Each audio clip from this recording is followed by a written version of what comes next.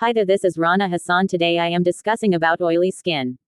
Oily skin. Whereas dry skin reflects a functional change of different skin components, oily skin results from an overactivity of the sebaceous glands leading to an overproduction of sebum, overflowing on skin, giving it a characteristic oily and shiny appearance. In fact, sebum results from the disintegration of specific cells, the sebocytes, a short time before they go out from the sebaceous gland. Once again, it results from cell differentiation. Originally, sebum contains squalene, waxes, triglycerides, and sterols. Under the effect of resident bacteria, one part of the triglycerides is immediately hydrolyzed, and the main part of the cholesterol is esterified.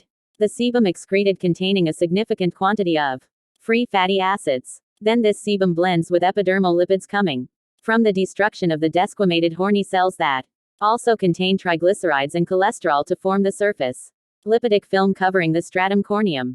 Human beings have the particularity of having at their disposal sebaceous glands on almost the entire body, but their activity is not the same on all the anatomical sites.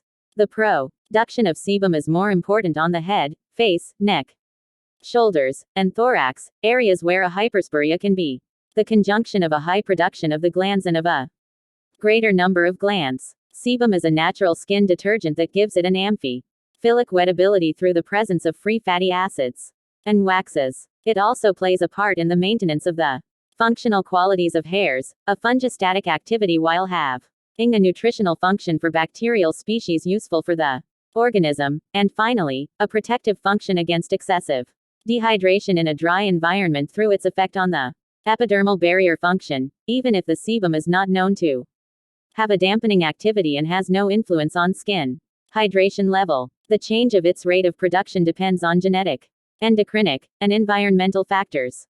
The opposite of oily skin would not be dry skin, since they can coexist, for example, on the face.